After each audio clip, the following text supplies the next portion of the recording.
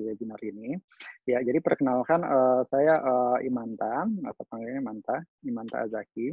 Saya adalah konsultan di Royal Haskoning DHV dan kemarin dari Mas David juga minta bantuan saya untuk untuk ngisi sesi webinar ini dengan topik peran studi pasar dalam perencanaan pengembangan pelabuhan.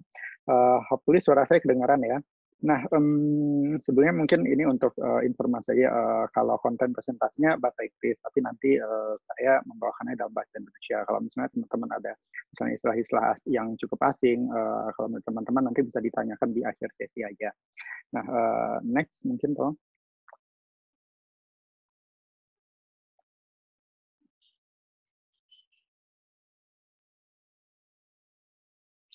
Ya, jadi perkenalan kembali ya, nama saya Imanta Azaki, panggilnya Manta. Saya adalah Senior Associate for Economics and Business Development di Royal Haskoning DHV. Royal Haskoning DHV itu merupakan konsultan teknik dan salah satu bisnis yang dilakukan oleh Royal Haskoning DHV adalah di sektor maritim dan pelabuhan khususnya. Nah, saya lulus dari Institut Teknologi Bandung, jurusan Manajemen Rekayasa Industri atau Industrial Engineering Management, dan saya di Haskoning dari tahun 2018. Jadi sampai sekarang kira-kira ya sekitar saya sudah involved di sekitar 10 project, sekitaran 10 project lah. Dan kalau teman-teman lihat ini 4 selected portfolio saya, keterlibatan saya di project di Malaysia, di Indonesia, dan di Bangladesh. Dan peran saya cukup variatif sebenarnya. Jadi walaupun sebenarnya saya lebih banyak di market study, tapi saya juga beberapa terlibat di financial analysis dan juga untuk business plan juga. Next.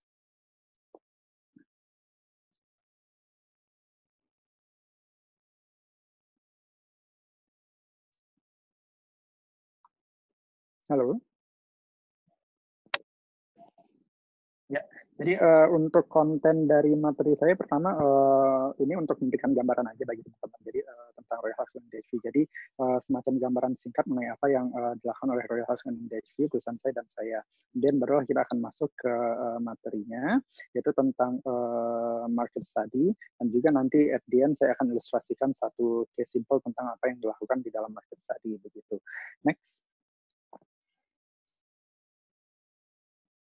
Oke, next. Ya, jadi Royal Haskoning DHV itu merupakan salah satu perusahaan konsultan teknik.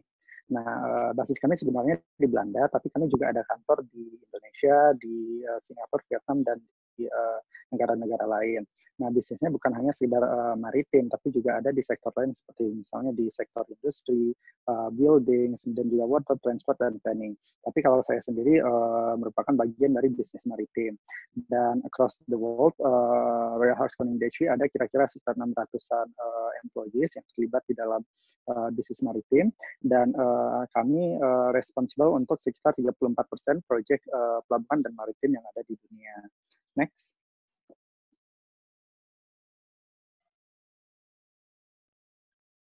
Nah, kalau untuk kehadiran di Indonesia sendiri, sebenarnya Haskoning itu sudah ada sebelum 1974, lebih tepatnya dari tahun 1969. Walaupun pada saat itu kami belum dalam bentuk legal entity PT Haskoning Indonesia sih sebenarnya.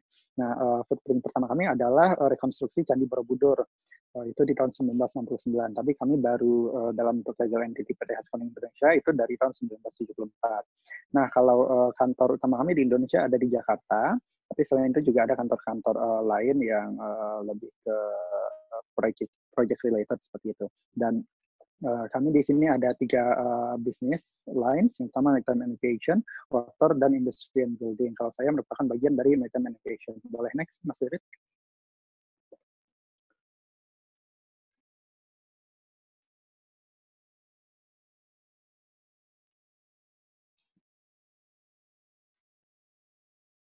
Halo? Ya. Oke.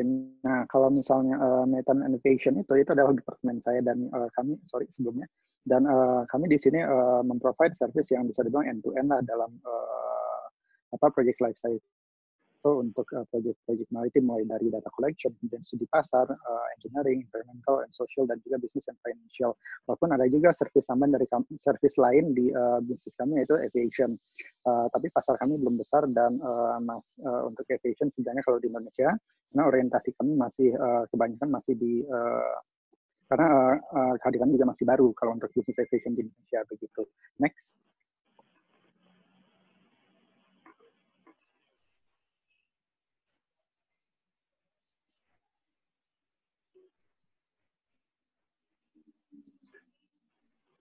Ini masih next, masih Manta? Halo. Oke, next ya.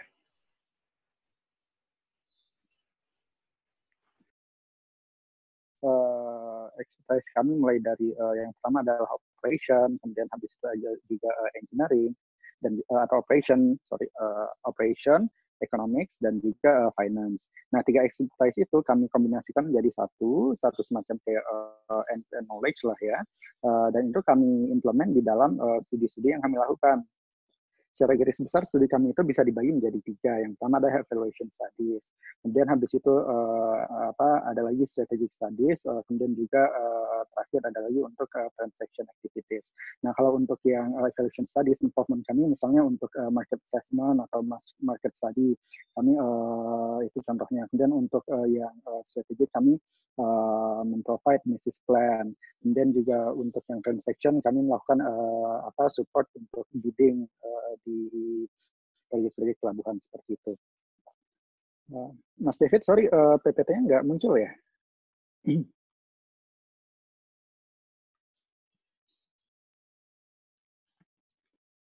Atau boleh dari saya aja nggak, Mas, PPT-nya? Iya, boleh Mas. Sorry, sinyalnya agak kacau kayak ini. Oh iya, nggak apa-apa, Mas. Sebentar.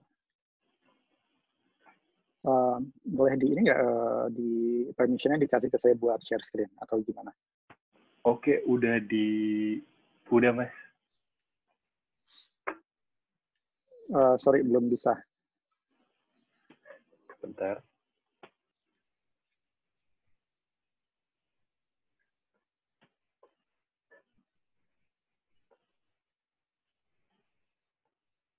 Belum bisa juga ya, Mas ya? Belum bisa. Oke, coba lagi. Saya ada satu akun lagi, Mas, yang Imanta Azahi satu lagi. Oh, oke, baik. Saya ada 2 di situ.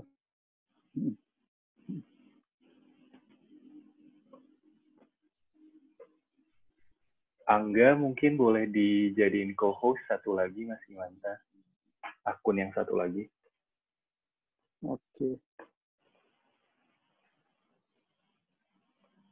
Oke, ini udah bisa ya?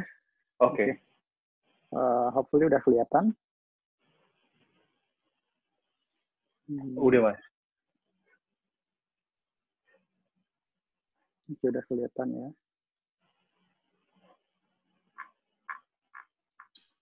Oke. Nah, tadi tadi ada gangguan teknis sedikit. Nah, tadi sampai sini, jadi ini adalah service yang kami provide. Jadi ada evaluation, strategic, dan juga transaction activities begitu. Nah, sekarang kita masuk ke materinya. Nah, jadi yang saya bahas ini adalah market study. Nah, di chapter ini kita akan bahas mengenai bagaimana sih posisi market study di dalam perencanaan pengembangan pelabuhan. Sebenarnya kalau market study itu sendiri, dia kan bukan satu-satunya study ya yang dilakukan dalam rangka pengembangan pelabuhan. Ada juga studi-studi lain yang dilakukan. Tapi market study itu merupakan gerbang pertama dalam perencanaan pelabuhan, karena melalui market study kita dapat mengestimate berapa sih market size dari pelabuhan tersebut dan bagaimana potensinya di masa depan. Dan tentunya pengembangan pelabuhan itu kan kalau kata orang Sunda ya nggak ujuk-ujuk gitu lah ya. Nah, pastinya ada aspirasi-aspirasi yang mendorong adanya pengembangan pelabuhan tersebut, dan aspirasi tersebut pada dasarnya bisa dari siapa saja. Bisa berasal dari pemerintah maupun juga dari non-pemerintah, pemerintah dari badan usaha maupun dari masyarakat. Pemerintah melihat bahwa ada kebutuhan untuk membangun pelabuhan baru, karena dengan ada pengembangan pelabuhan baru tersebut, maka nantinya sekitar mereka ke pelabuhan itu cukup jauh, sehingga akibatnya tracking cost mereka juga meningkat cukup besar lah seperti itu. Nah, oleh karena itu mereka ada aspirasi agar dikembangkan pelabuhan baru yang cukup dekat lokasinya dengan fasilitas produksi mereka. Nah, kemudian kalau dari masyarakat umum, contoh yang paling simpelnya misalnya untuk kebutuhan pelabuhan penyeberangan, seperti itu. Jadi misalkan ada sekelompok masyarakat di pesisir, bisa di pesisir sungai, atau di pesisir selat misalnya seperti itu, dan mereka selama ini untuk menyeberang perlu ke daerah lain dulu yang lokasinya cukup jauh. Jadi mereka ada aspirasi agar dikembangkan suatu pelabuhan baru di wilayah mereka, seperti itu. Jadi jadi pada prinsipnya aspirasi untuk mengembangkan pelabuhan tersebut bisa berasal dari siapa saja. Nah, kalau dari perspektif rantai supply sendiri, kan pelabuhan itu pada dasarnya ini ya, dia itu demand-nya lebih ke kebutuhan untuk transportasi ya. Bisa bentuk untuk transportasi barang atau transportasi orang. Kalau untuk transportasi barang jenisnya ada banyak. Jadi bisa demand-nya untuk transportasi kontainer, barang-barang curah, untuk transportasi kendaraan, dan lain-lain. Kalau untuk transportasi orang ya contohnya misalnya untuk pelabuhan penyeberangan tadi, dan juga bahkan untuk pesiar juga bisa seperti itu. Nah, tentunya demand tersebut berangkat dari sense of needs dong. Jadi misalkan teman-teman adalah stakeholder di suatu pelabuhan, dan teman-teman misalkan ini ya, ini adalah throughput pelabuhan teman-teman.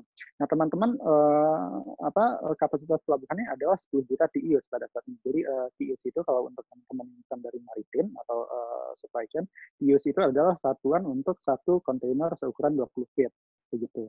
Jadi kapasitas pelabuhan teman-teman adalah 10 juta TEU, dan sementara kondisi existing pada tahun 2019 rute teman-teman adalah sekitar 3 juta TEU.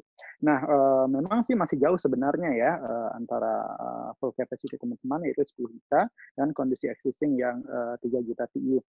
Tapi teman-teman merasakan ada sense of needs nih bahwa diperlukan pengembangan pelabuhan. Nah, disinilah market study itu masuk untuk memverifikasi dan menginvestigasi bagaimana sih sebetulnya kebutuhan untuk pengembangan pelabuhan teman-teman. Nah, ini adalah salah satu teman dari market study, yaitu tentang berapa potensi kargo pelabuhan teman-teman di masa depan. Jadi misalkan ini dari market study itu menyimpulkan bahwa nanti di tahun 2030 berapa ini ya, 2036 nanti throughput teman-teman akan melebihi 10 juta TEU. Dan oleh karena itu tentunya sebelum 2036 itu tercapai, teman-teman sudah harus mempersiapkan pengembangan pelabuhan agar kapasitasnya dapat menampung throughput yang semakin bertambah tersebut, begitu. Nah, tadi juga sudah disebutkan ya, jadi bahwa market study itu sebetulnya dia bukan satu-satunya studi yang dilakukan dalam merencanakan pengembangan pelabuhan. Ada juga studi-studi lain yang dilakukan seperti studi teknikal, kemudian lingkungan dan sosial, dan juga financial and business. Nah, kan di market study itu salah satu keluarannya adalah berapa potensi market size-nya pada saat ini dan juga di masa depan. Dan nanti dari keluaran tersebut itu akan jadi masukan untuk studi teknis dan juga studi lingkungan dan sosial untuk mengestimasi seberapa besar misalnya untuk teknis misalnya nanti seberapa besar luasan pelabuhan yang dibutuhkan, nanti layoutnya baiknya seperti apa dan lain-lain. Dan untuk studi lingkungan dan sosial juga memperoleh masukan dari studi market dan juga studi teknikal akan mengestimasi apa saja sih dampak-dampak yang dapat terjadi dari pengembangan pelabuhan ini dari sisi lingkungan dan dari sosial, sehingga nanti langkah-langkah mitigasinya bisa diambil.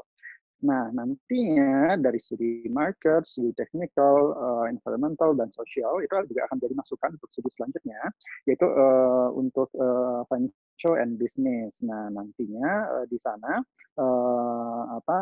tentunya akan dianalisis bagaimana sumber pembiayaannya, bagaimana skenario pembiayaannya, dan lain-lain agar pembiayaannya itu dapat tepat sasaran dan sesuai dengan timeline pengembangan pelabuhannya, seperti itu.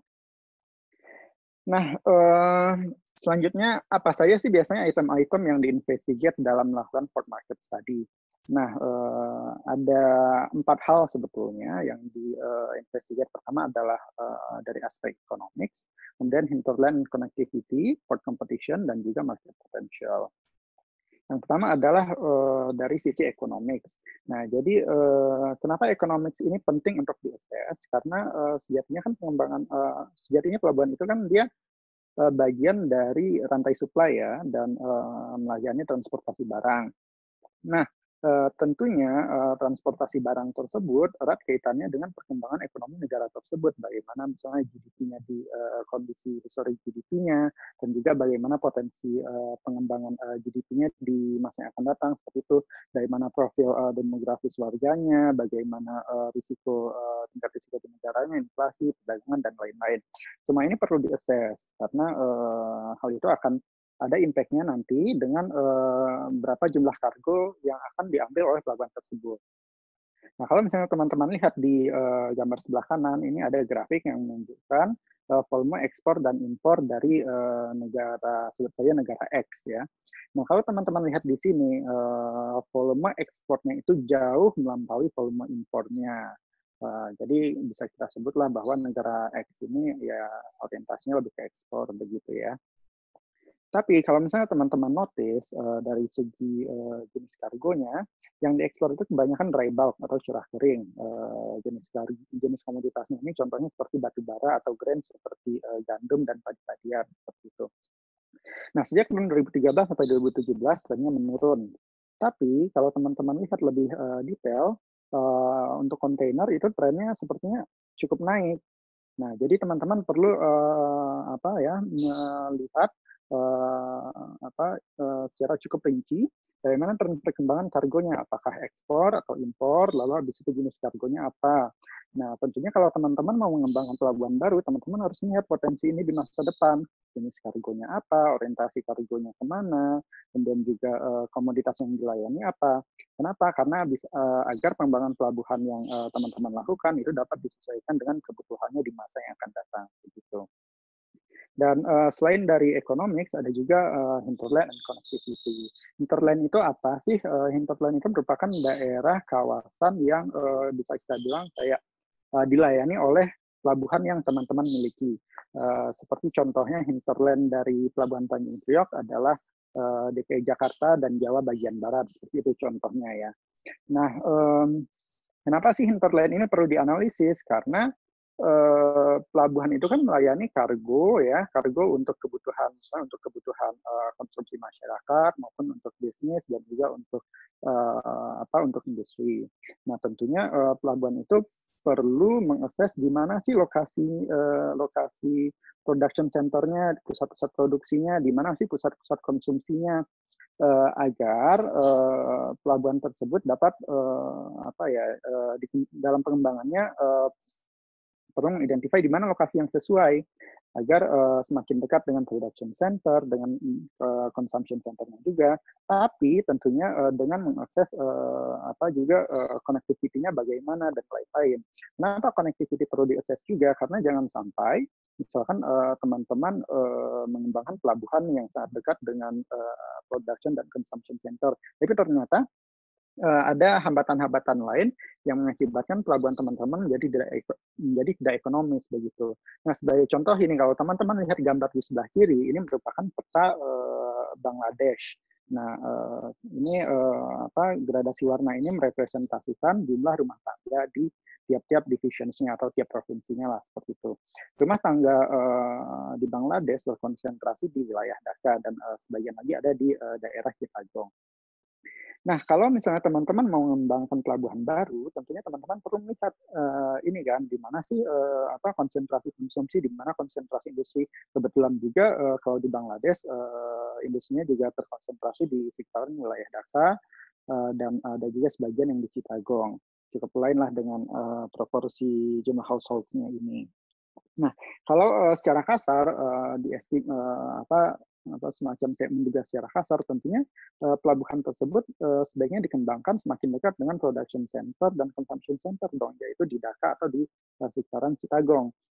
Tapi kalau misalnya teman-teman kembangkan pelabuhan tersebut di sekitar kawasan Dhaka, ada masalah di situ, yaitu di situ ada sungai, dan sungai itu pendangkalannya cukup apa ya, cukup uh, considerable lah, perlu dipertimbangkan dengan baik lah.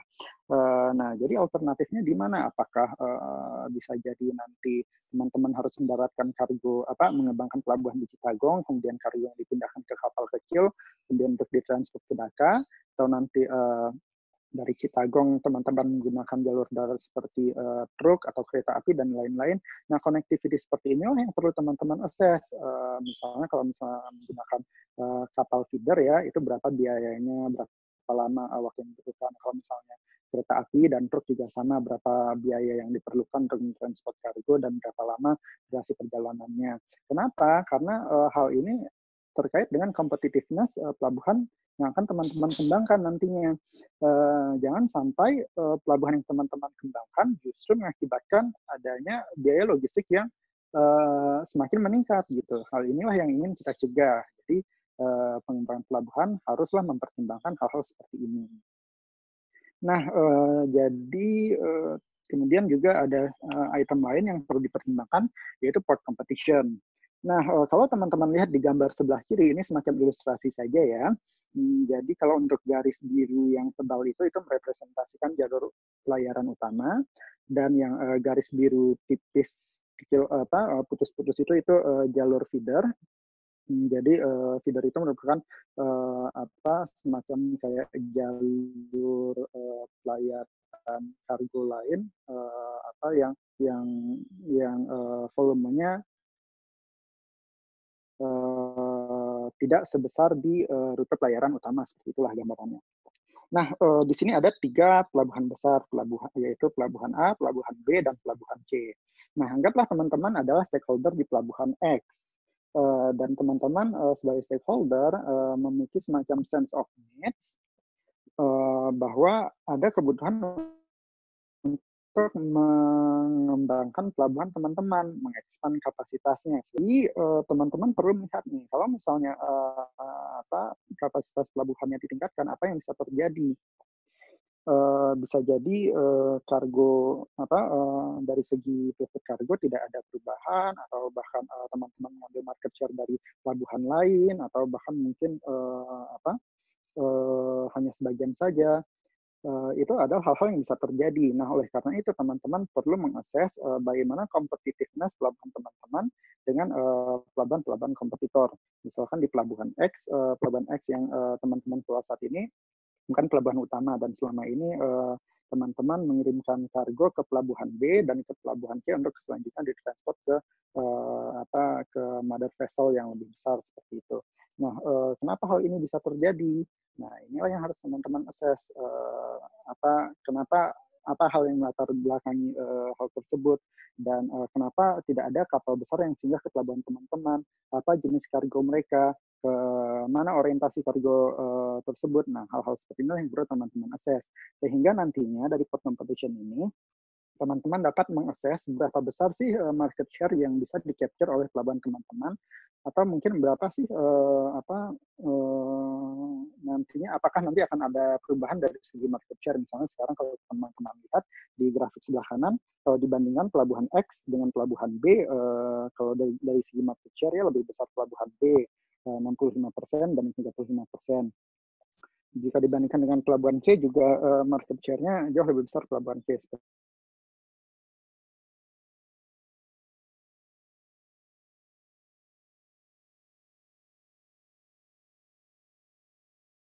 Kemudian dari economics adalah hinterland connectivity, dan kemudian adalah port competition.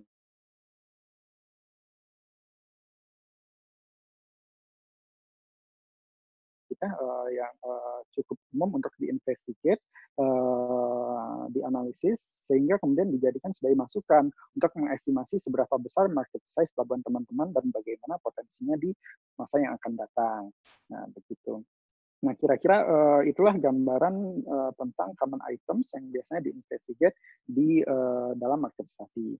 Nah, kemudian untuk ilustrasi, jadi ini sebagai ilustrasi aja ya, sebagai informasi. Nah, market outlook ini merupakan salah satu item yang biasanya dilakukan juga di market study, yaitu melihat bagaimana tren pasar selama ini, dan juga dan juga bagaimana potensinya di masa yang akan datang. Nah, kalau teman-teman lihat di sini, ini adalah global container market. Jadi ada 3 grafik di sini ya. Yang pertama adalah grafik global GDP. GDP itu adalah produk domestik bruto, yaitu nilai barang dan jasa yang dihasilkan. Karena ini konteksnya global, jadi berarti nilai barang dan jasa yang dihasilkan oleh negara-negara yang ada di dunia. Kemudian di tengah adalah global merchandise export, yaitu nilai ekspor barang secara global. Kemudian yang di sisi sebelah kanan adalah global container port traffic. Jadi ini adalah berapa jumlah traffic kontainer dunia. Dan ini teman-teman perlu melihat dari bertahun-tahun sebelumnya bagaimana perkembangannya. Dan kalau bisa dilihat ya, ini secara kasar ini sebenarnya cukup align trendnya ya, antara global GDP, merchandise exports, dan juga container traffic itu cukup align. Dan pertumbuhannya, walaupun kalau kita bandingkan dari segi tingkat persen pertumbuhan per tahun, memang kontainer lebih tinggi lah rate pertumbuhannya 7,3% dibandingkan dengan GDP. Nah, tapi selain itu juga teman-teman perlu mengakses juga kalau misalnya ada perubahan di tren, kenapa hal itu bisa terjadi? Seperti misalkan kalau misalnya teman-teman lihat di tahun 2009 itu ada penurunan baik dari segi GDP, dari segi merchandise export, dan juga dari segi container traffic. Nah, penyebabnya apa? Karena kemudian pada saat itu juga terjadi krisis finansial yang impact-nya berpengaruh juga ke perdagangan global, makanya ada penurunan di tahun itu. Nah, hal-hal inilah yang perlu teman-teman investigate, bagaimana kondisi pasar selama ini.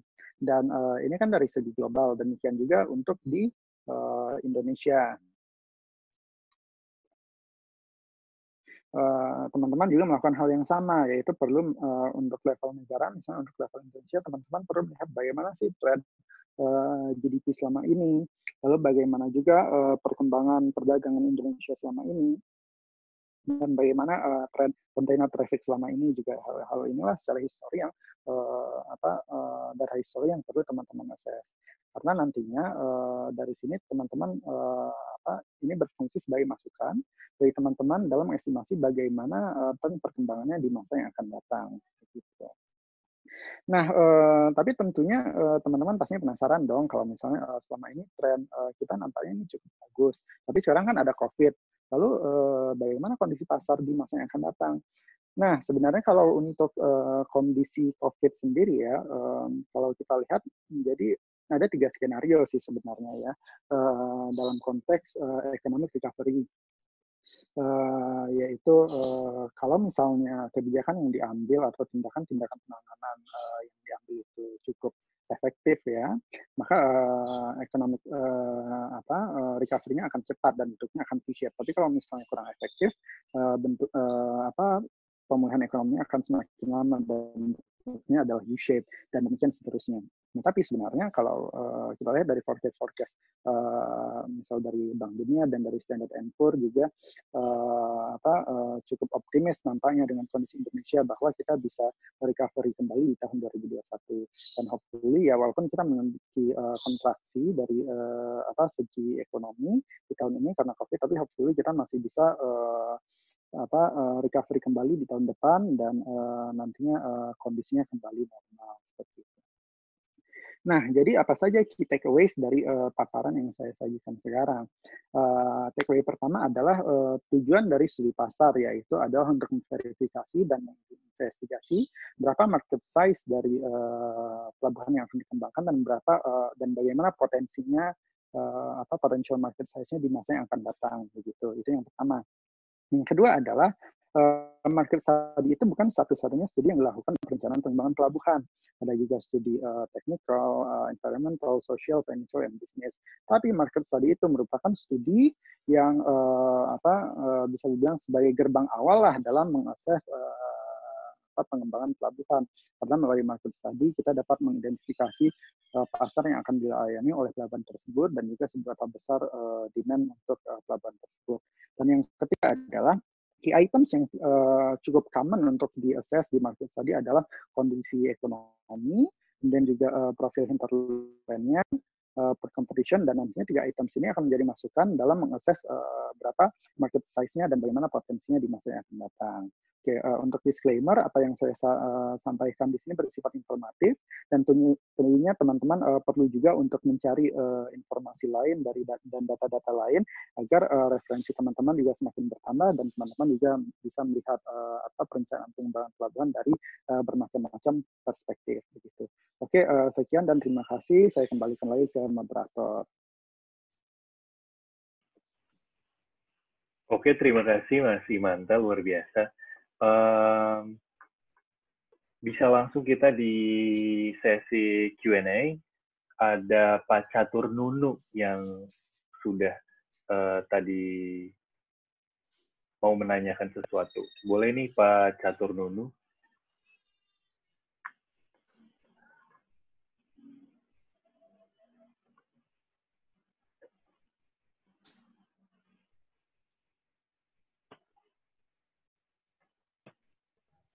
Oke, Pak Catur Nunu. Ya, makasih David Kristo. Iya. Penjelasan yang disampaikan tadi sudah sangat komprehensif.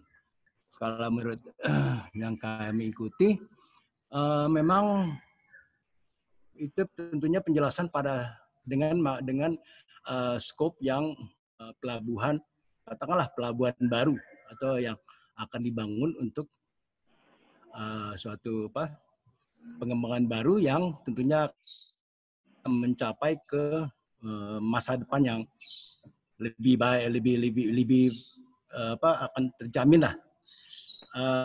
Tetapi kalau pada kenyataannya kan di Indonesia kan sudah kurang lebih kalau jumlah pelabuhan mungkin 2000-an kali ya, gede-gede ya paling 100 lah. Tetapi kita lihat ada 4 major portnya, Belawan, Priok, Surabaya, dan Makassar. Tentunya semua yang nantinya akan dibangun baru harus mengacu kepada 4 major port. Walaupun tadi saya sangat setuju dikatakan bahwa untuk ke depan memang peti kemas yang akan menjadi pelabuhan yang lebih perkembangannya akan lebih terjamin dan pasarnya pasti akan besar. Sebagai contoh, Tanjung Priok yang memang saya dengar akan direncanakan dipindahkan ke Patimban melalui studi Cilamaya sampai ke Patimban. Nah, itu pun kalau kita melihat itu hanya untuk Jawa Barat. Karena pabrik berada di sekitar Patimban. Tapi untuk daerah yang lain, saya fokus kepada yang daerah tengah dan timur. Misalnya Makassar dan Surabaya. Itu seperti kita ketahui, memang pelabuhan di Indonesia yang besar-besar pun itu 2 pelabuhan saja itu sudah pelabuhan sungai. Pelabuhan sungai yang dibangun sejak zaman Belanda. Nah, saya cuma bertanya bagaimana kalau pandangan dari Royal Haskoning, sebenarnya bisa nggak memberikan suatu tingkat ya? Kalau tadi disebutkan dari aspek ekonomi, memang di Jawa ini kan 60% kan dari seluruh Indonesia. Bagaimana bentuk ke depannya nih? Karena kalau saya secara pribadi melihat kalau hanya kita bergantung kepada pelabuhan yang ada sekarang, itu sepertinya untuk ke depan ya untuk merebut pasar Asia Tenggara aja kita pasti akan sulit ya. Seperti menyaingi Singapura atau Tanjung Pelepas atau mungkin nanti Brunei bikin lagi kita nggak tahu. Nah, artinya bagaimana fokus untuk Indonesia saja yang sekarang ini terikat pada 4 major port itu untuk ke depan. Mungkin pernah ada studi-studi dari Haskoning untuk pengembangan atau katakanlah masa depan dari pelabuhan-pelabuhan di Indonesia. Sementara demikian Pak Imanta, terima kasih.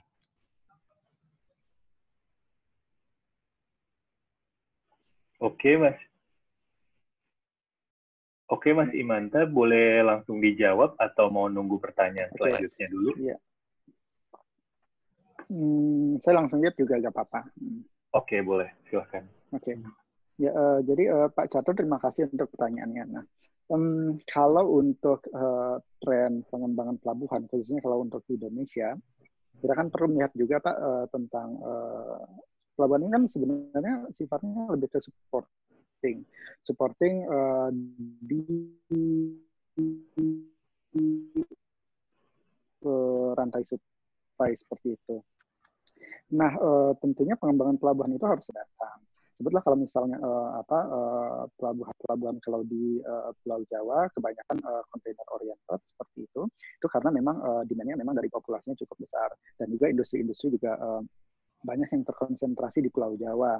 Karena kalau kita bandingkan untuk Jawa Tengah misalnya saja ya, dari segi UMP mereka kalau dibandingkan dengan provinsi-provinsi lain di Indonesia, UMP-nya jauh lebih rendah.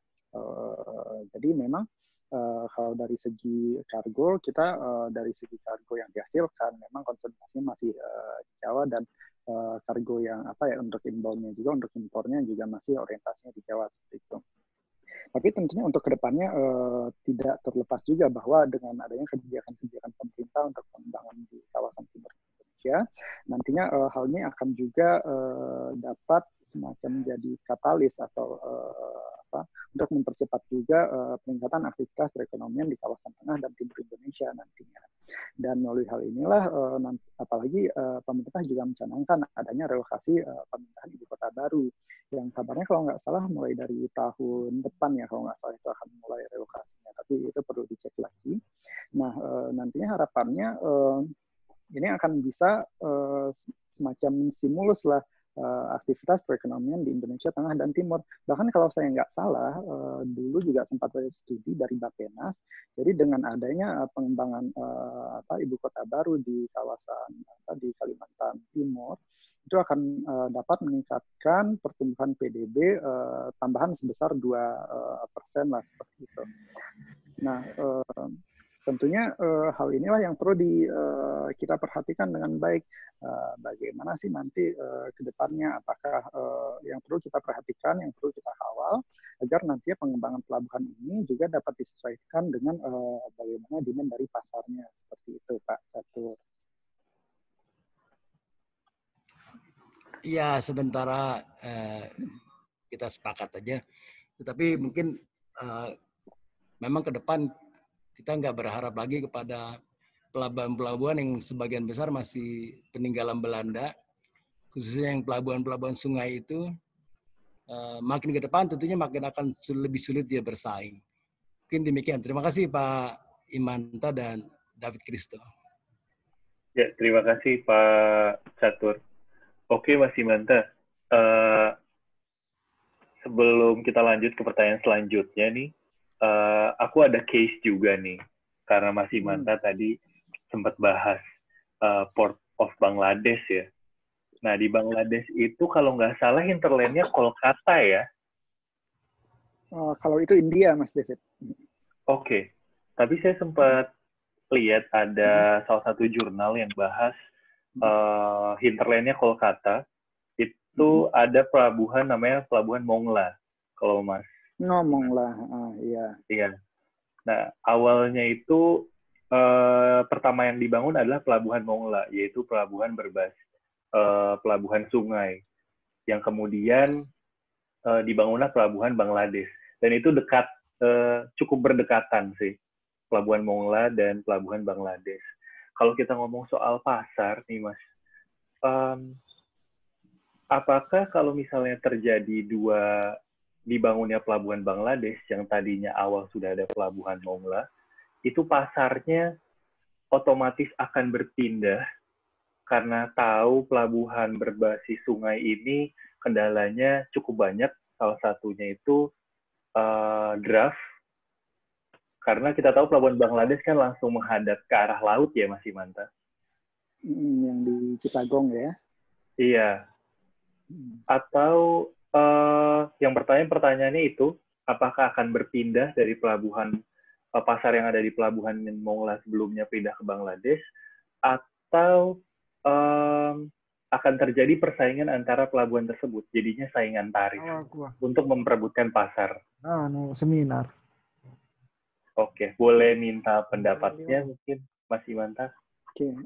Oke, ya, terima kasih Mas David. Jadi kalau untuk di Bangladesh itu sendiri yang existing sekarang ada 2 pelabuhan besar.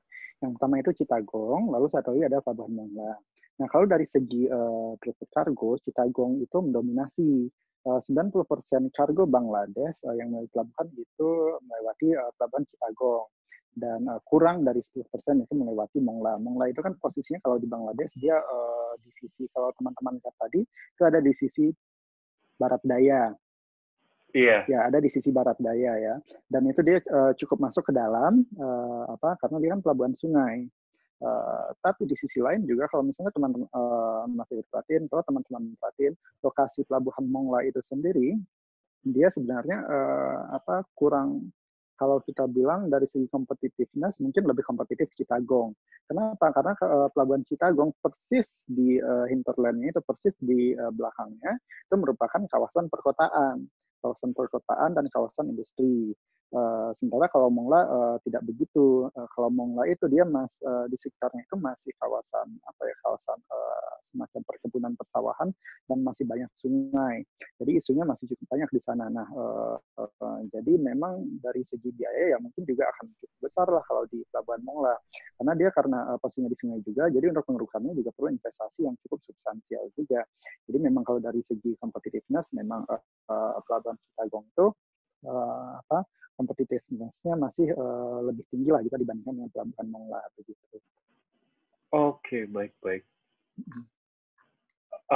Otomatis berarti pasar yang ada nantinya shipping line yang datang ke Pelabuhan Mongla akan berpindah otomatis ke Pelabuhan Bangladesh, begitu ya berarti?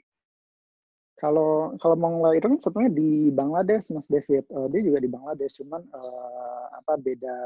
beda lokasi aja. Kalau misalnya Chittagong, kalau misalnya Chittagong itu ada di sisi, kalau ini Mas David bisa lihat, itu Chittagong yang di sisi kanan kan, kanan bawah. Betul. Nah itu Chittagong. Nah yang Mongla itu sudah existing sekarang. Betul. Sudah existing dia. Kalau sekarang sih memang kalau kapal-kapal besar banyak yang masuknya ke Chittagong karena memang hinterlandnya banyak di situ gitu. Tapi juga ada sebagian yang melewati Mongla karena misalnya ada untuk kargo-kargo yang ada sebagian kargo yang perlu ke sana karena hinterlandnya di sana lah, seperti itu.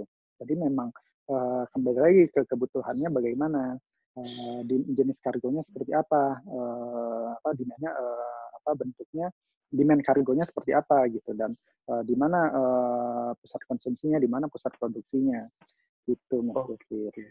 Baik. Berarti antara wilayah hinterland di Chittagong dan Mongla sendiri itu kita harus define kebutuhan market di masing-masing daerah ini paling banyak kemana dan jenis barangnya seperti apa. Sejenis barangnya juga kita harus tahu ya Mas ya? Betul Mas David. Kenapa kita perlu tahu jenis barangnya? Karena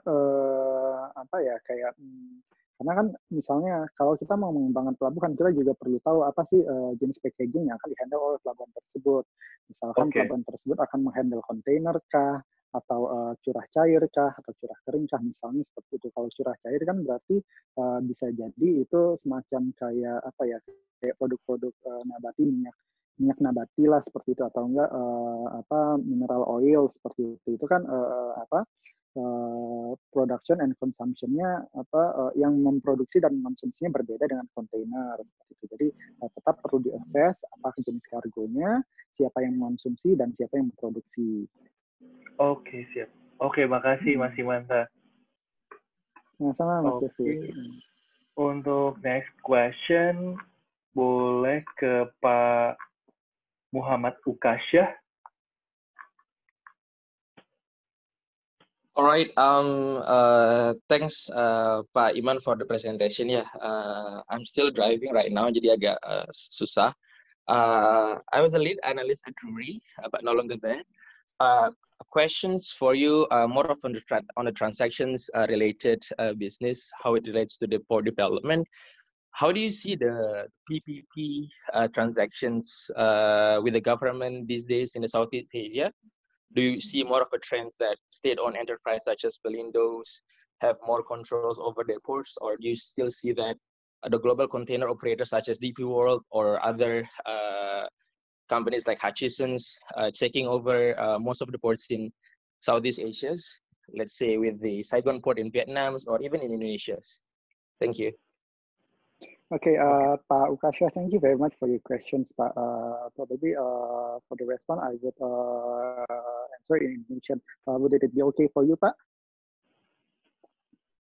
Yeah, no Hello? problem. Should be okay. Okay. Tidak apa-apa. Oke, thank you, Pak. Jadi untuk tren PPP yang ada di Asia Tenggara. Nah, sebetulnya kan PPP itu muncul sebetulnya kembali lagi dari ini ya, dari apa ya, seperti kalau kita lihat kan tadi sudah sempat dijelaskan juga bahwa market study itu merupakan studi yang pertama dilakukan, kemudian ada studi technical dan lain-lain, dan juga ada financial and business. Nah, pada saat studi financial and business itu juga di-assess bagaimana pembiayaan untuk pelabuhan itu sebaiknya dilakukan. Apakah bisa dari full dari swasta atau nanti dengan skema PPP kalau misalnya dirasa kurang menarik bagi swasta tapi nilai ekonomi cukup besar, atau bahkan mungkin dihandle sepenuhnya oleh pemerintah. Jadi itu kembali lagi ke bagaimana kebutuhan untuk pelabuhan tersebut.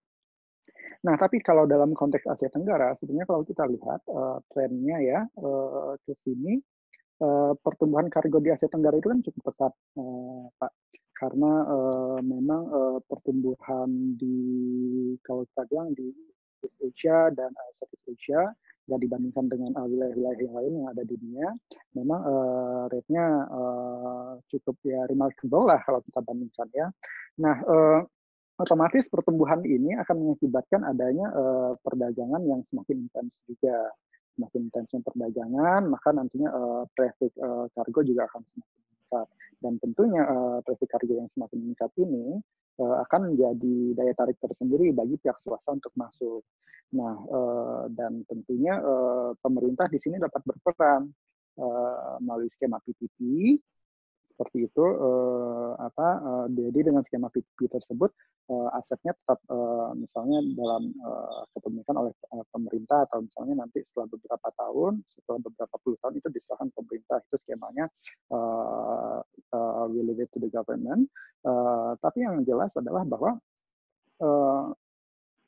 kondisi ini menjadi sangat menarik bagi swasta untuk masuk, untuk berinvestasi, karena volume kargo yang semakin meningkat, lalu habis itu juga dengan pertumbuhan ekonomi yang semakin meningkat, dan juga bahkan dari segi pertumbuhan populasi di Asia Tenggara kan juga meningkat pesat, Asia Tenggara dan Asia Selatan.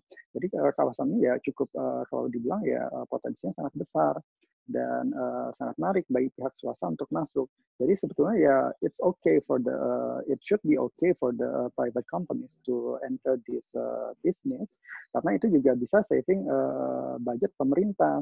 Karena pemerintah bisa mengalokasikan misalnya budget mereka untuk hal-hal yang lebih substansial lah.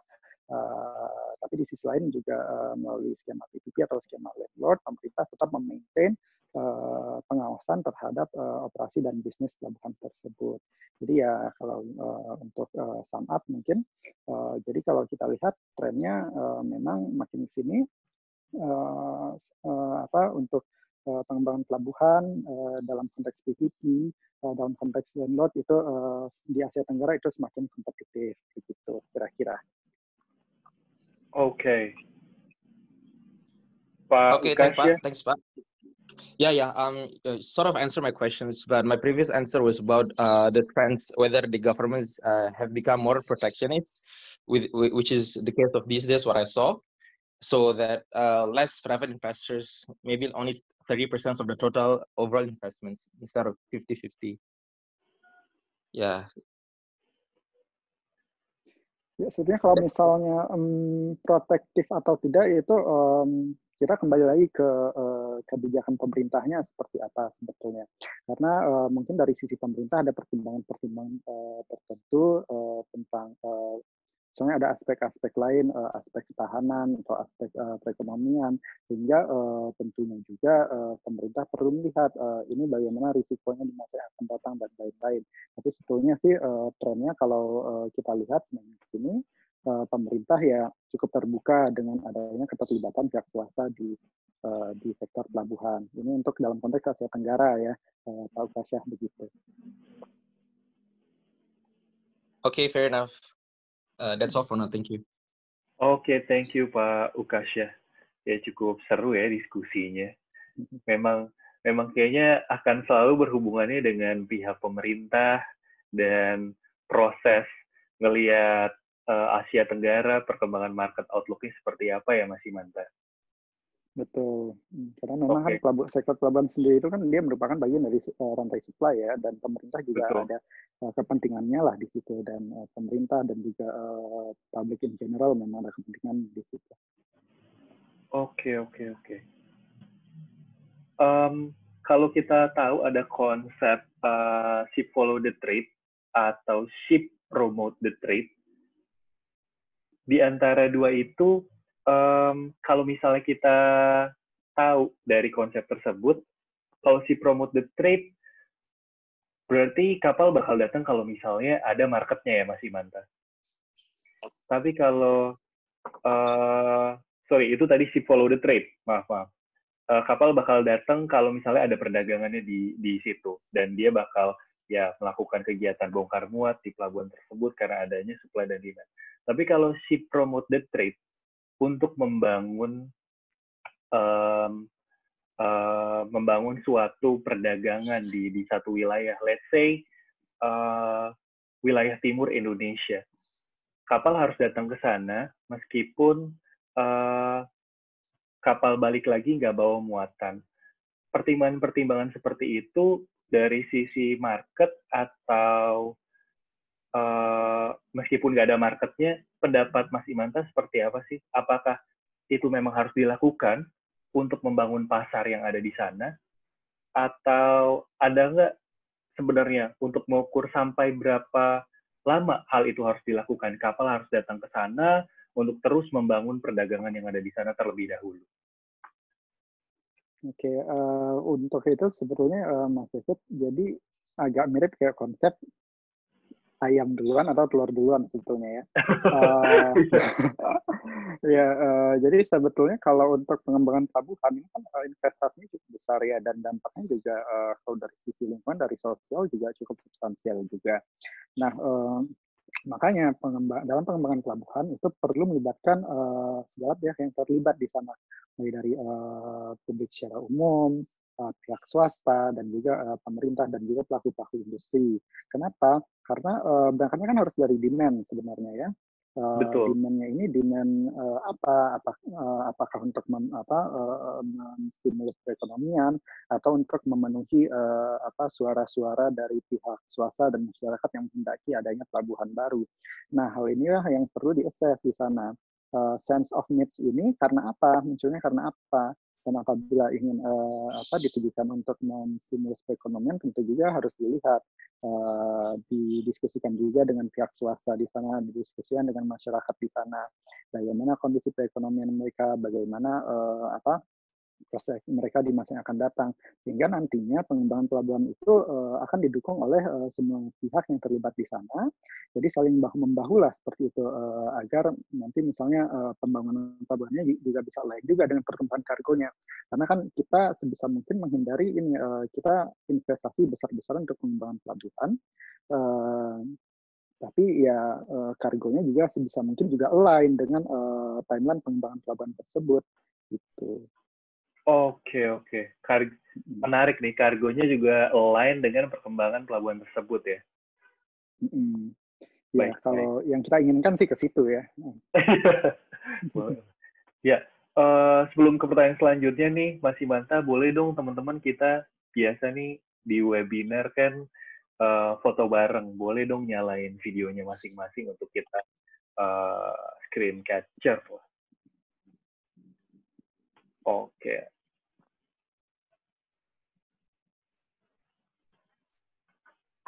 Oke, udah mulai nyalain semua screen capture. Oke, langsung saya ambil ya gambarnya ya.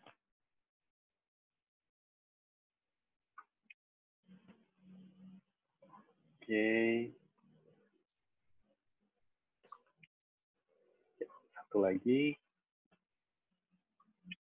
Oke, ada pertanyaan nih, Mas Imanta. Boleh ya? Dua pertanyaan lagi. Oke. Oke, dari Mbak Tania. Mbak Tania boleh dong nyalain speakernya kalau berkenan. Halo Mas David dan Mas Imanta. Iya, halo Mbak Tania. Terima kasih atas presentasinya yang sangat menarik. Sebelumnya mohon maaf karena video saya agak rusak, jadi nggak pakai video ya. Iya, nggak apa-apa. Oke, ini sebenarnya ada sejumlah pertanyaan yang juga titipan dari teman-teman yang tertarik dengan port development. Jadi untuk pengembangan pelabuhan baru misalnya, itu bagaimanakah pola dari pertumbuhan volumenya? Kalau misalkan dari sudut pandang Mas Imanta mungkin kalau ada pendapat. Dan bagaimanakah untuk mengovercome logistik inersia atau ketidakpastian logistik?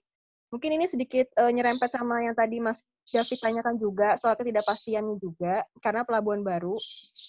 Dan dari sisi shipping-nya sendiri, kalau seandainya ada shipping liner gitu, apakah dia akan mau buka jalur seandainya belum ada kepastian dari demand-nya sendiri untuk pelabuhan baru? Ya itu saja, terima kasih. Oke, makasih Mbak Yohana Tania. Sebelum dijawab sama Mas Imanta, teman-teman, saya juga mau ngingetin, ini yang dijawab sama Mas Imanta itu based on his experience. Jadi bukan mengatasnamakan perusahaan ya Mas Imanta ya. Betul. Oke, jadinya untuk menghindari kayak pernyataan dari satu institusi atau dari satu perusahaan yang bilang misalnya dari Royal Haskoning itu tidak diwakili oleh Mas Imanta sendiri. Jadi Mas Imanta ini jawab berdasarkan pengalaman dia dan karena basisnya di sini diskusi dan sharing saja. Oke Mas Imanta, boleh langsung dijawab. Ya oke, terima kasih Mas David dan tadi dari Mbak Yohana ya. Untuk pengembangan pelabuhan baru, volume growth pattern-nya bagaimana dan juga tadi yang tentang willingness shipping line untuk masuk ke sana ya. Nah, jadi kalau untuk pelabuhan baru sebetulnya kan tantangannya cukup besar ya kalau misalnya ada pengembangan pelabuhan baru. Karena let's say misalnya investasi sudah dikeluarkan, pelabuhan sudah dikembangkan, tapi kargonya itu tidak sesuai harapan misalnya, tapi waktu yang lebih lama. Itu sebetulnya cukup common dalam konteks pelabuhan greenfield lah. Jadi memang tidak akan langsung serta-merta terutilize 100% atau mendekati 100% seperti itu. Memang perlu waktu, makanya itu pada saat awal perencanaan pengembangan pelabuhan diperlukan keterlibatan dari semua pihak. Ada juga diskusi dengan shipping line, ada dengan cargo owner, dengan public in general, dan juga dari pemerintah, agar semuanya itu bisa satu frame tentang kenapa pelabuhan ini dikembangkan, lalu juga perlu lain juga dengan nanti bagaimana pertumbuhan industrinya, lalu apakah misalnya nanti akan ada industri-industri baru yang masuk ke sana, itu semua perlu diintegrasikan begitu. Tapi commonly sebetulnya kalau misalnya growth-nya memang di awal-awal untuk greenfield itu belum begitu tinggi, tapi at the end pada saat industri sudah mulai berkembang, misalnya ini kita dengan asumsi greenfield ya, industri sudah mulai berkembang, kemudian juga population center juga sudah mulai berkembang di kawasan tersebut, nantinya kargonya juga akan naik kembali begitu kita. Dan untuk shipping line juga sebetulnya sama sih. Jadi yang perlu dipastikan adalah adanya kargo kalau shipping line kan mau masuk ke sana dengan reasoningnya harus ada kargonya kan. Bahkan untuk direct call juga misalkan kalau nggak salah ya ada requirement tertentu lah. Kalau misalnya ada shipping line mau masuk dan mau mengadakan direct call, ada requirement tertentunya. Nah, tentunya shipping line-nya perlu ada garansi dong, perlu ada garansi atau semacam kayak ya informasi tentang bagaimana kondisi kargo di situ. Nah, makanya di awal sangat penting ada keterlibatan dari semua pihak agar perspektifnya align, agar ekspektasinya juga align. Jadi nanti seiring dengan pertumbuhan aktivitas perekonomian, kargo juga akan meningkat dan shipping line juga bisa menyesuaikan dengan kargo yang berasal dan atau menuju ke daerah tersebut. Begitu kira-kira. Baik, terima kasih Mas Imanta. Cuman satu klarifikasi lagi, berarti kalau posisinya seperti yang tadi Mas bilang, bisa nggak kita simpulin kalau ternyata dalam memilih port atau pelabuhan itu yang kuat itu si cargo owner. Jadi cargo owner yang akan menentukan kalau saya mau shipping line-nya lewat misalnya Tanjung Priok, kayak gitu atau lewat atau gimana? Kalau untuk itu kan kita kembali lagi ke, ya memang sih at the end ya itu tergantung dari demand cargo owner-nya ya. Karena tidak, let's say ada pelabuhan A, B, dan C. Pelabuhan A misalnya direct call-nya lebih banyak, jadi lalu pelabuhan B misalnya waktu karantinanya lebih cepat, lalu pelabuhan C juga tarifnya lebih rendah. Nah, faktor-faktor ini yang perlu diidentifikasi oleh cargo owner, tergantung kembali ke demand-nya, apakah demand-nya itu perlu kargonya dikirimkan secara cepat atau bagaimana, ya itu kembali lagi ke cargo owner-nya begitu. Ya, terima kasih Mas. Sudah cukup jelas. Ya, sama-sama Mbak Yohana. Oke, terima kasih Mbak Yohana pertanyaannya. Dua pertanyaan terakhir sebelum kita tutup nih Mas. Dari Pak Edi Hermadi. Boleh dong Pak Edi bisa ditanyain langsung. Baik Pak Imanta, Pak David, terima kasih waktunya. Diskusi mengenai port dan pelabuhan ini sangat menarik sekali karena ini adalah pintu gerbang perekonomian suatu negara. Berkembangnya ekonomi suatu negara dimulai dari port. Nah, pertanyaannya saya cukup simpel aja Pak. Kira-kira di berapa persen bor suatu pelabuhan port operator harus planning mengembangkan pelabuhannya? Kedua, apakah ada pertimbangan kedekatan antara satu pelabuhan dengan pelabuhan lain untuk mengembangkan suatu pelabuhan? Itu aja Pak Imanta, Pak David, terima kasih.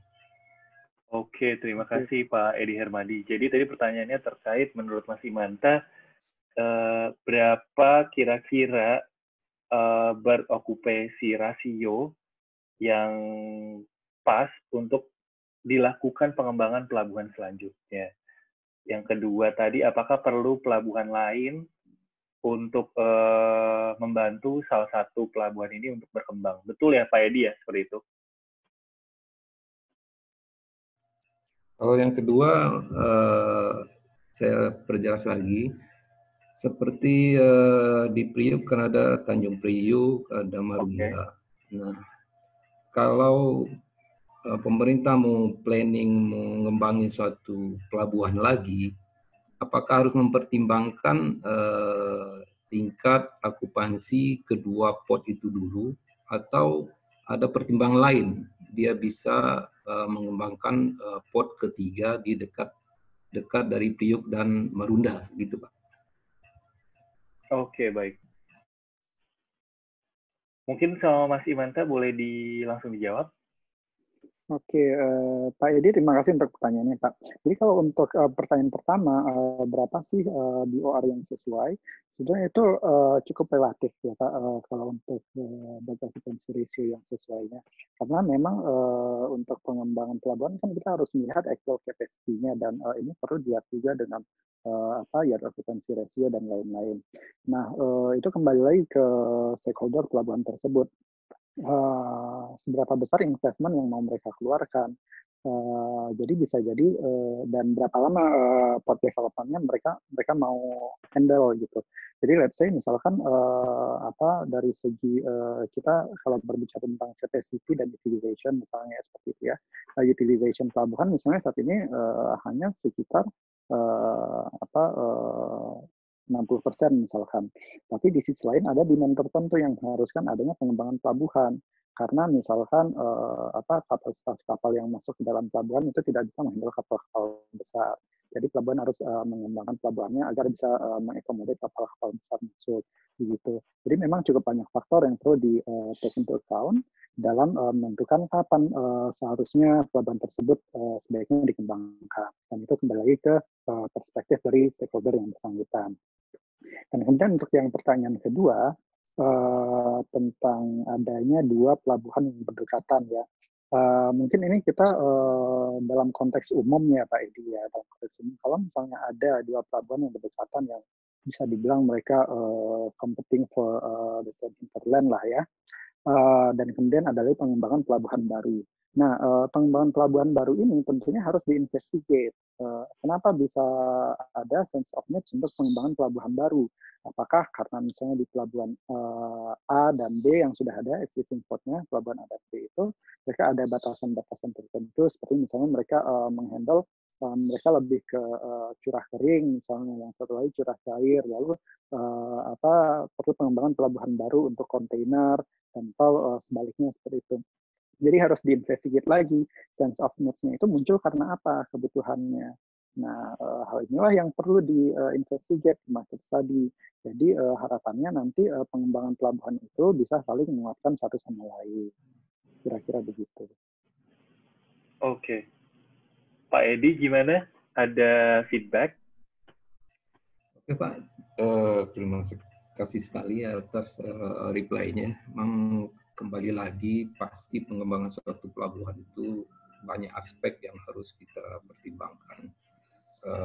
Kebutuhan dari user, terus pendukung-pendukung dari pelabuhan itu, mungkin cargo owner, trackingnya, sesuatu yang berhubungan dengan pelabuhan pasti itu menjadi satu pertimbangan. Saya pikir apa yang dipresentasikan Pak Imanta cukup clear dan terima kasih atas inputnya. Kasih kesempatan buat yang lain. Terima kasih Pak. Oke, terima kasih Pak Edi. Pertanyaan dari Pak Reo Zomova. Boleh dong Pak Reo langsung.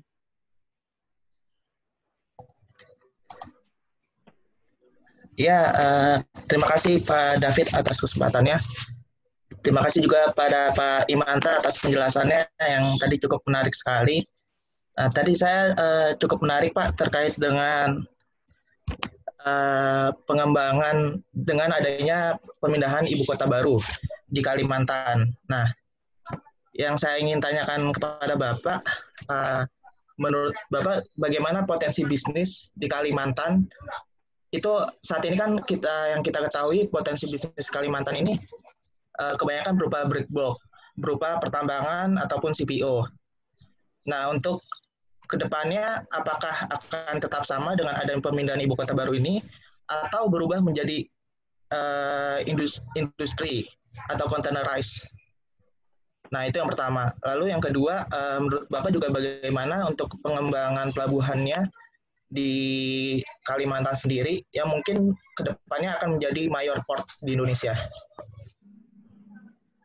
Ya itu saja Pak.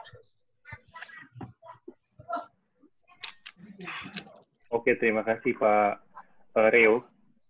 Ya. Pak Imanta mungkin bisa langsung dijawab. Iya, oke. Ya Pak Reo, apa kabar? Semoga sehat. Amin. Ya, terima kasih Pak Rio untuk pertanyaannya. Jadi kalau dalam konteks relokasi ibu kota negara ya atau IKN, itu kita perlu cek dulu untuk master plan-nya itu akan seperti apa. Apakah itu nanti akan bentuknya nanti relokasi instansi pemerintah saja, atau nanti akan ada development industri-industri baru di sana.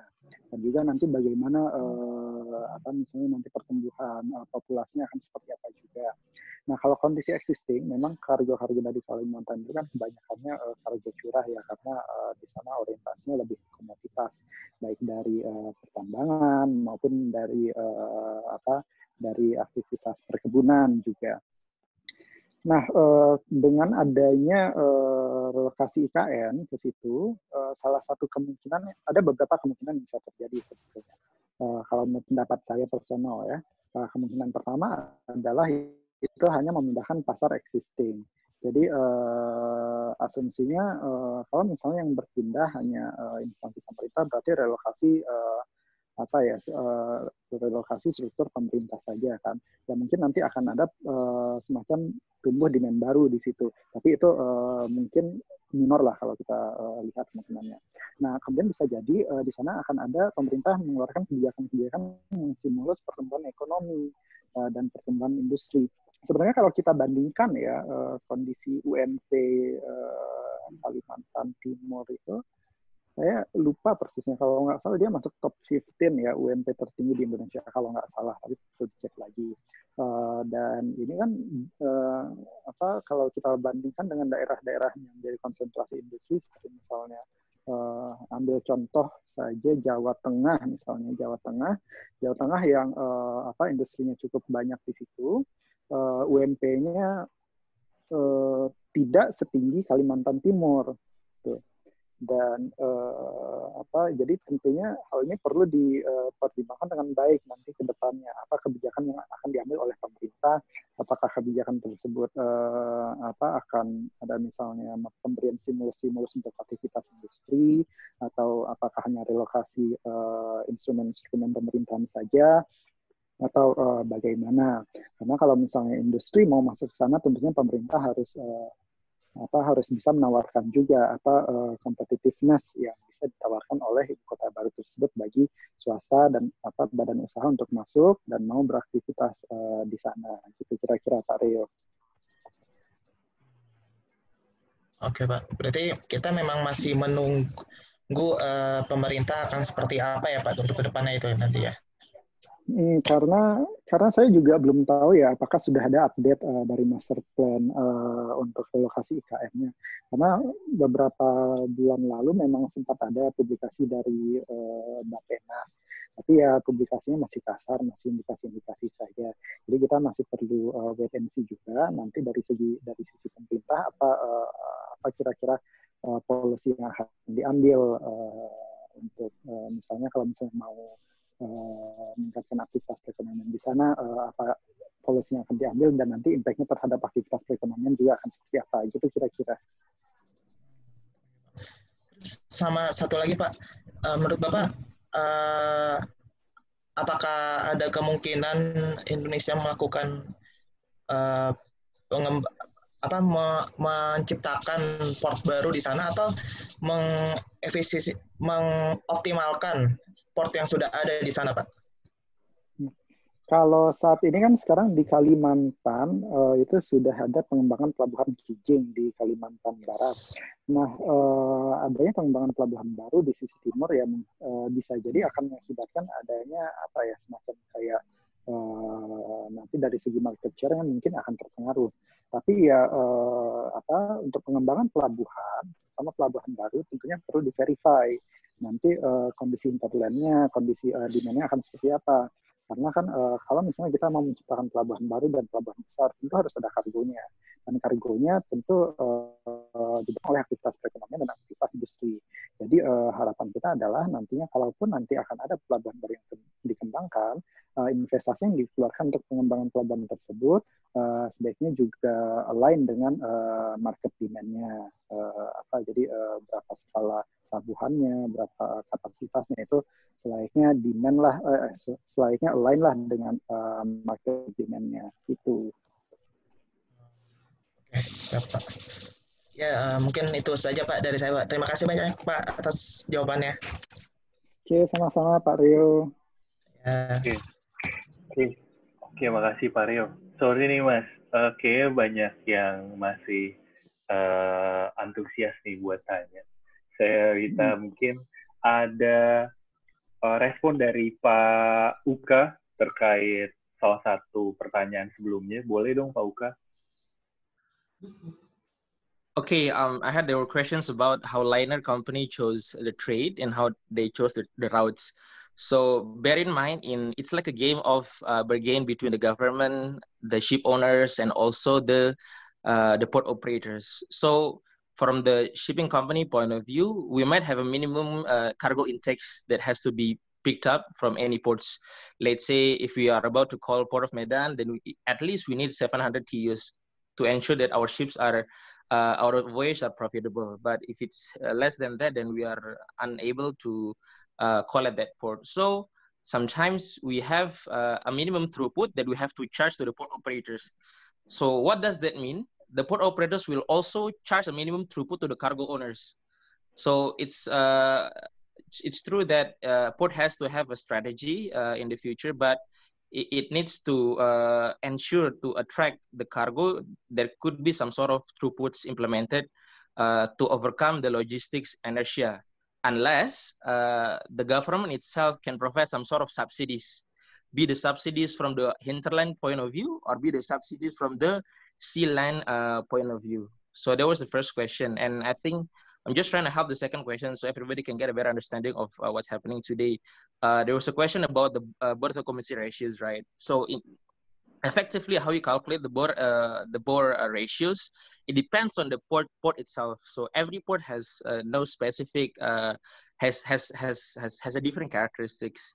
So like a game of rule of thumbs, maybe it's around 80 to 70% packed, because you have to calculate your entire days in a year. Let's say you have 365 days, then you have to calculate how many holidays you have in the year, then how many maintenance you have in a year. So it may lead you to only 260 days. So you can see the distance between 260 to 360. So that becomes your berth occupancy ratio. So at least you save 20%. For that to improve for any emergencies, port of call or any port development in the future. I would say 70 to 80% should be enough based on my experience. Thank you. Okay, Pak Uka. I just want to respond to your answer for the first question. It's so interesting because recently there's a lot of digital hype regarding the operations at port and all the development in technology, especially in port. So do you think a shipping line will consider regarding the development in technology for port performance indicator? So the shipping line will think, oh, for example, port in Tanjung Priok, it's so sophisticated regarding the technology, or even there's another port in Surabaya who's already developed their technology.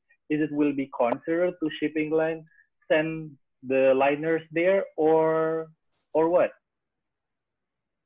Okay, thank you for your question. It was an interesting question. So let me share you some what happened in the past. For example, it's pick some of numbers like MSC or Maersk Line or even Hamburg Süd. Back in the past, shipping companies compete against shipping companies, but these days shipping companies can compete against Google or even Amazon. So the direct consumer of a shipping line itself today might be the direct consumers of the port itself. So if shipping companies can compete with the port companies, that's why the shipping companies today, they're trying to become the global integrator itself. They don't want to be called as shipping companies. They want to be called as a logistics consultant company, so they can handle everything end to end, not only port to port but door to door itself. So I would say in terms of digitization, for sure, yes, we need that, but it has to have a value additions to the shipping company itself. What is the value addition? It has to be some sort of transparency in data, and data in the third world country is very, very, very difficult to get because some data may have been blocked by the government. So we need a partners that can supply a reliable data so we can catch the first customers, which could be Gojek or which could be Grab. It could be our direct competitors, or it could be our direct partners to the shipping line, I would say. So it's no longer between ships and ships, but now it's between ships and maybe the technical giant companies like Google or even Amazon. Okay, sure. So even port is developed like sophisticated technology at port for operation, for enhance the port performance indicator. It will not consider for shipping line to send their ship as a liner decision. Isn't it correct? Yeah, it's like you're going through the highway from maybe Jakarta to Bandung, right? You have highways has to have a standard, so the highways has to have lights. The highways have to have a safety barrier. So having a high performance indicator now it's not an interesting fact, but it's a must. So if you don't have that kind of high performance, for sure the shipping line will get to another port. Or if you have a port competition, so it's a combination between cooperation and competitions, then the shipping line might call to another port, which is quite interesting if the shipping line has also its own port. So bear in mind, yes, as a port operator, some shipping lines like MSC or even Maersk, they have their own global terminal operators. It's something that's beneficial to the shipping line. So I think what PSA is doing right now today, they have been successful in extending their market coverage and how they deal with the shipping companies. Okay, Port sure. KPI indicator is important, but we need more than that. Maybe we can build some sort of value additions activities. Let's say as Toyota car manufacturers, the port can help by bringing manufacturing companies in the port. So what Toyota will only send you, they will only send the parts, but ports can assemble the parts. Or if if there is a car trader, they might send the car to the ports, but the port will also supply some additional activities such as car washings or even car assembly line. So it's a next thing of value added activities that the shipping line needs and the end customer needs. Okay, thank you so much, Pak Uka. It's so interesting and great. Sure. Pak Imanta, kita balik lagi nih. Mungkin, sorry saya minta satu lagi karena ada yang semakin antusias terkait hal ini. Boleh ya, Pak? Silahkan. Oke. Dari Pak Catur, boleh langsung aja dinyalakan mute-nya. Oke, terima kasih. Dari pertama tadi sudah cukup lengkap dibahas. Hanya memang ada satu mungkin yang nanti perlu juga untuk kalau ada webinar selanjutnya itu dari aspek teknisnya.